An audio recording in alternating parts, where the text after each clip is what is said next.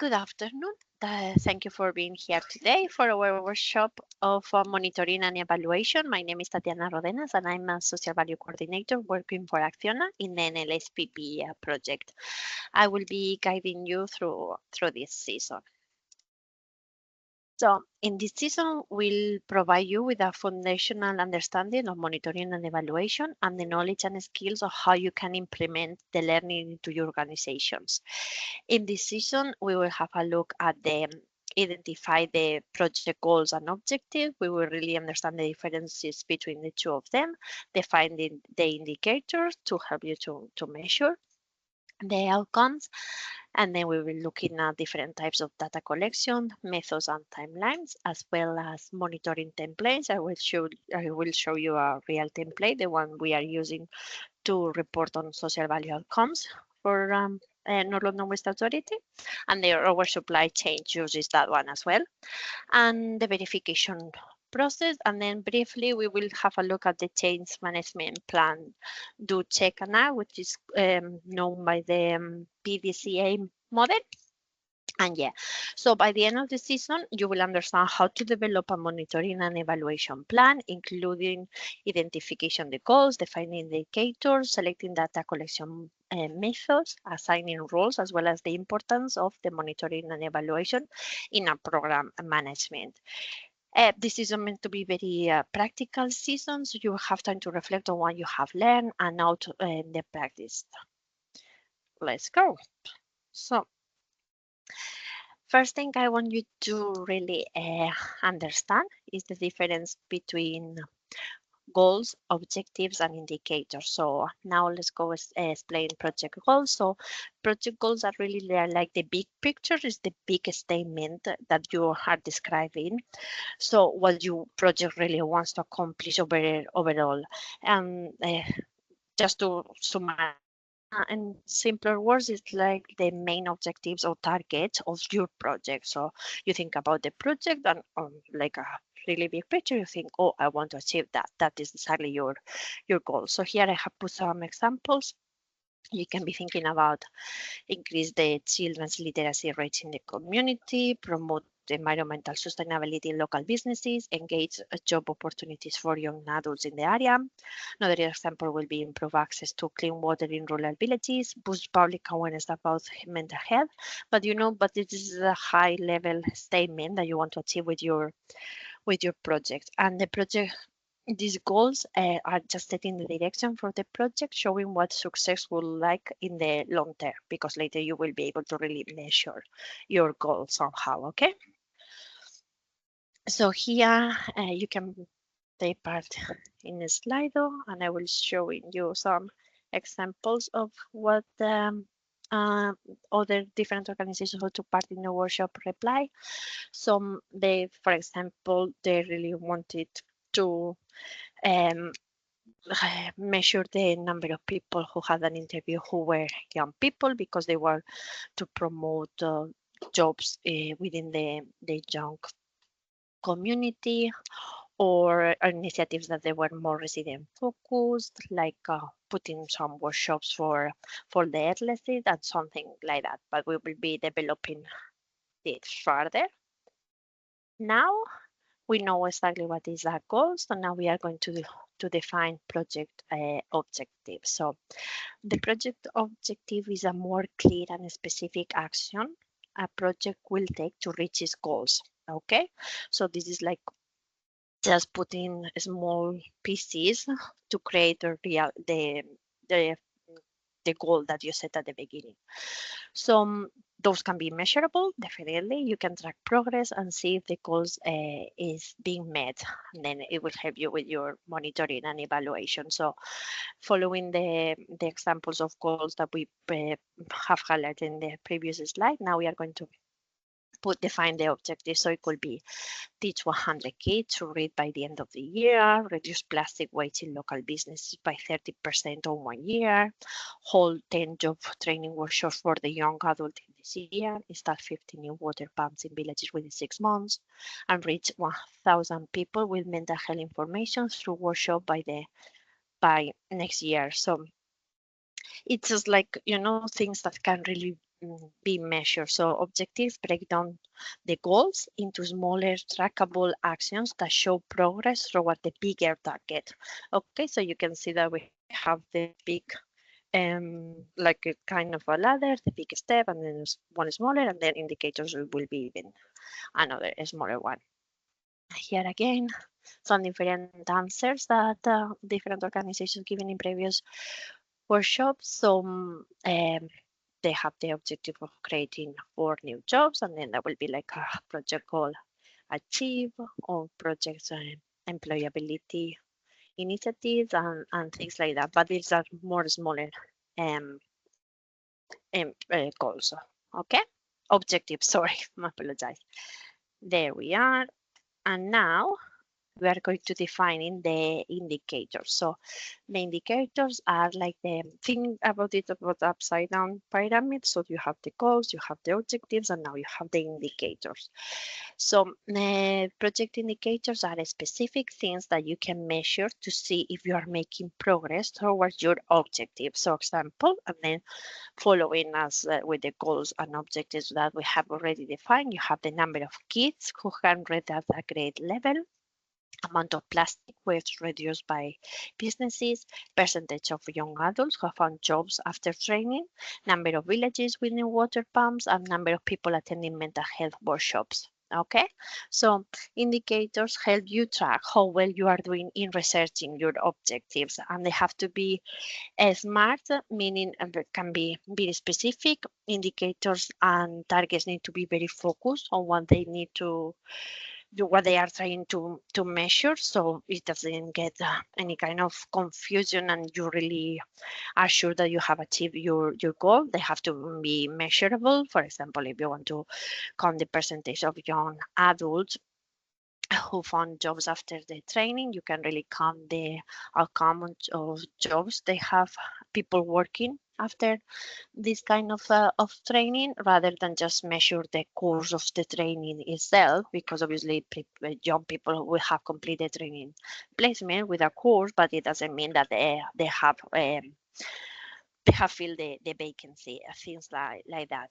It has to be achievable, so you have to be very conscious that your indicators has to be something that is measurable, but you don't put yourself like, I'm going to achieve 1,000 young adults getting jobs after the training. So it has to be a sensitive, not sensitive target, but something that you know that you can achieve, and later when you review it, then you can increase or decrease it depending. So always just like changing things if you need to, and then it takes into account the possibility to achieve those indicators and not set themselves to failure. Like I say, you cannot put 1,000 because you know that's something from the beginning that you are not going to be able to achieve.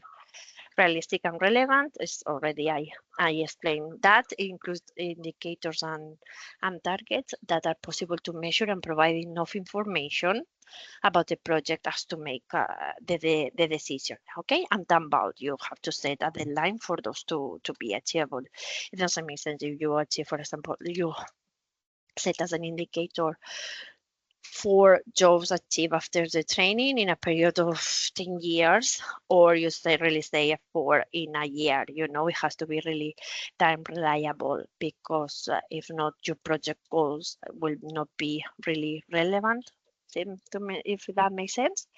Okay, and just to sum up, the indicators help you track how well you are doing in reaching your objectives, and then later we will see that it allows you to just change if you think that you are not achieving those.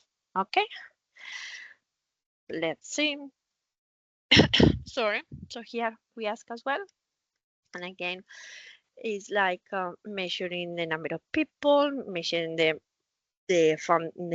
money has been used to fund any kind of project, and some things like that. Okay, now we are going to look at the data collection methods. Okay, how you're going to get all that data to really just be able to measure your goals, objectives, and indicators, and just put like the whole history all together. So data collection methods refer to the methods used to collect and analyze different forms of data, and standard data collection techniques include going through documents related to a topic, conducting interviews, for example, with people, those young people after the training who got the job.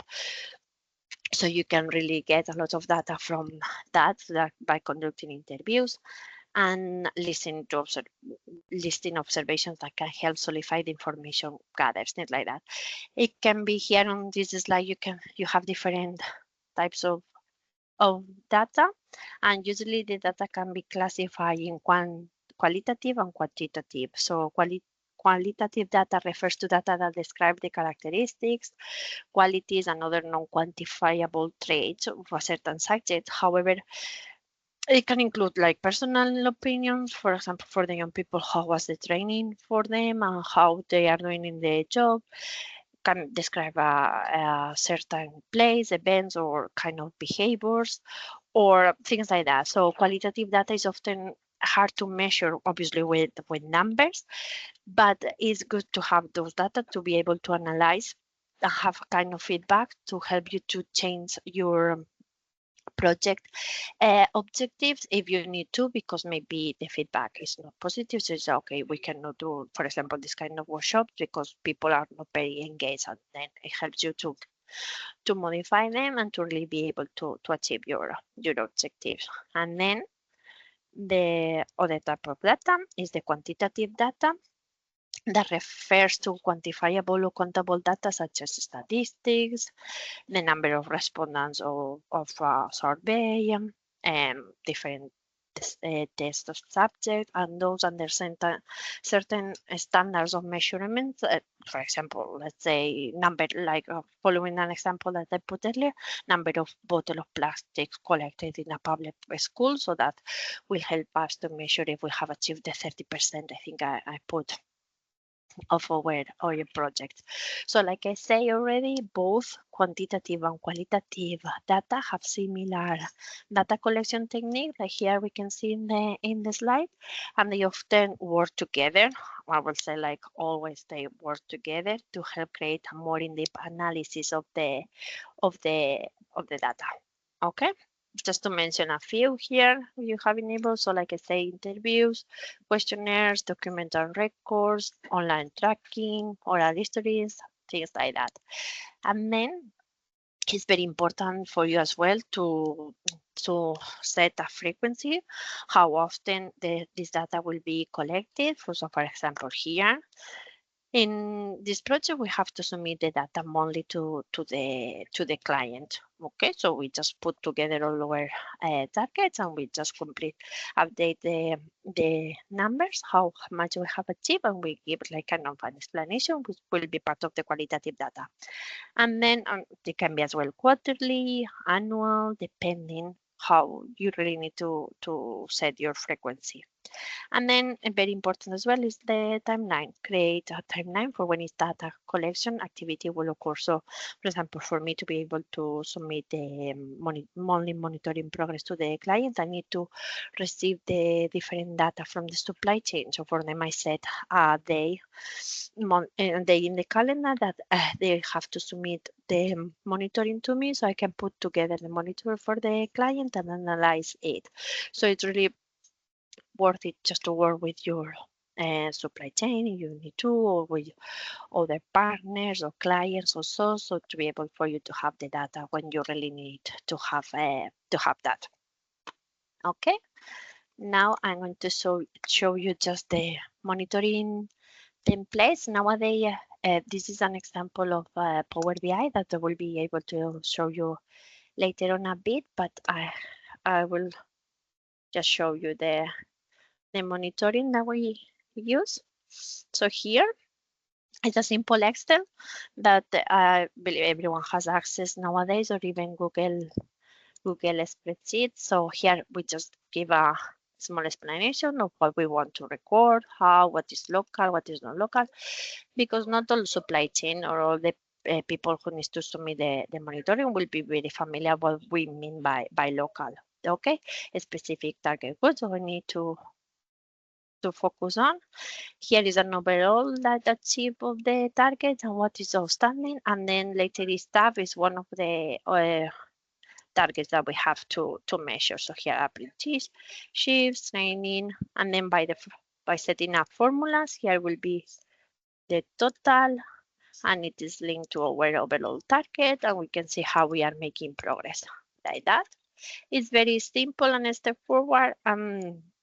It's like a standardized, so whatever we need to submit to the client, we just send exactly the same template to our supply chain, so we can keep things very simple and straightforward, and there is no need later to tailor the reports depending from which party is coming from.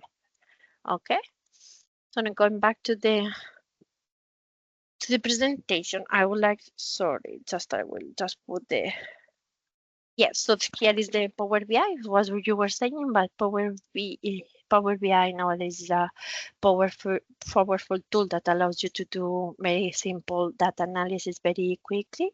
And by just like the Excel that you have seen, I'm able to upload this in the Power BI.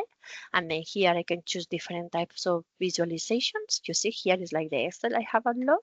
Here are the visualizations I can see from. And in the Excel, it will be just row after row after row. So it's really hard to really have at a glance to understand all your data. Here in Power you know, it's very simple, and we know exactly how well are we doing, and then it allows us to address why, for example, here in the monitoring, we know that we are a bit behind, but it's not because we are not working, but it allows us to put even more voluntary initiatives with the local community, and it always refers to the target that we have and so on. So here you have a sample. Here is the terms that we use to monitor social value. You will learn more about terms in other workshops. Social value 1, social value 1 and social value 2. Terms are more explained a bit further. But the good thing that I wanted to show you is about the Power BI is that by clicking, you are able to select the data. Here is not very clear seen, but for example, for our client, it's very important the targets that we achieve in each of the 7 non-local boroughs. So here by choosing Waltham Forest, for example, this is already filtered with the data that is in specific for Waltham Forest. The same case for it. And now you can see all at once or again, and then this is a fill again. So it's very simple. I just with one click, you have a lot much information that in an Excel spreadsheet. Okay, and again, Power BI is a free tool. Obviously, if you want to publish or share your data dashboard, then is when you need a license. But to be able to create all this that you can see here on your screen, then this is the free version. Okay, and let's go back to the presentation. Let's continue. Now we are going to be talking about the verification process. So obviously, after you have set the goals of your project, objectives, indicators, you start to collect your data, you present it to your clients, stakeholders, or local community, all the kind of groups that you are engaging and need to engage with. And then your data have to have like ensure your data, you have to ensure your data accuracy through like a kind of a spot checks, because if not in the Excel spreadsheet, we could be putting a lot of different things and we have achieved our goal, but later it's like, okay, that's not real. So then, for example, a real example of what we need to do, for example, we have a target of apprentices, and every apprentice that we hire in this project has to be registered in the digital accounts, digital apprenticeship service that is with the government, where you receive funds and you make sure you contact with the provider for the course and so on. So a way of verifying that what we have reported against our target is real. We just have downloaded a report from that data, apprenticeship account. Say, for example, a school program. Every time we go to a school, we are filling a tracker form. We're asking for a feedback form from the school and things like that. In the donations, obviously, we have the organization signing forms that they are going to spend the money or what they have said that they are going to spend that money. And then as well, we have the bank payment to the from Acciona to the organization. So that those are all those kind of data that uh, prove that we have to verify our data. And again, pictures are very a good way to verify things that you have been when you say that you have been for this amount of hours. And courses, for example, quality, diversity, inclusion courses is either by attendance sheet or even the certificate of completion of that course. So that's something that you will have to, you can just establish at the beginning of your project as well, what you want to achieve with the goal of your project, objectives and indicators, and then how you are going to verify that data, which documentation do you need to verify it. And it allows you to make sure that your data is correct by checking it in different ways. So you just cross over different documentations and then you really can make sure that your data is accurate of what you are reporting. And again, allows you to analyze the progress of your project. If it is means successful, it's not, if changes need to be made, things like that. And then the last bit is going to be like I mentioned, this will be mentioned briefly, but it's called plan, do, check, and PDCI model. And then it's like it's just a very simple. I like this one because it's circular and it's very simple step that you are doing it without even realizing that you are applying this model. And then it's like how to apply this PDCA cycle continuously to improve your monitoring and evaluation processes. So P stands for the plan, and it's just to develop the monitoring and evaluation plan. And you can apply this model in other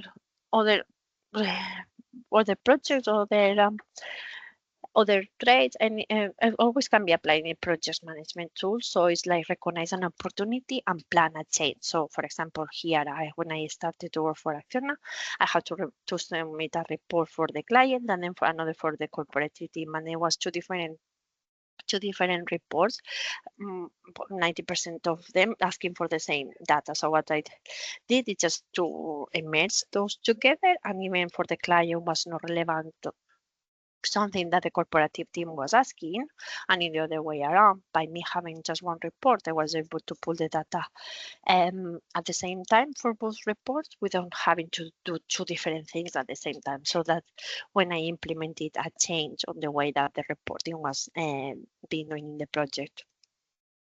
So then D stands for do. So just implement what just have said, test the change and carry out a small scale study if you need to, just to make sure that the change is working. Check again. Review what the change implemented, analyze the results, and then identify lessons learned. So for example, for me, I was checking how much time I was saving, sorry, by doing this report. And then that time I am currently looking for more initiatives to implement in this project, because at the end reporting is very time consuming, so you really need to find the ways to to make it more simple and efficient. And then the change was implemented based on what what I found that it was not ideal for me. And then if what you have implemented already, that change that you have implemented with this circular model is not successful, then it's when you just start with another new plan. So it's like I say, it's all the time going in cycles to see if improvement has been made. Okay, and yeah, that's all from my side. Thank you so much.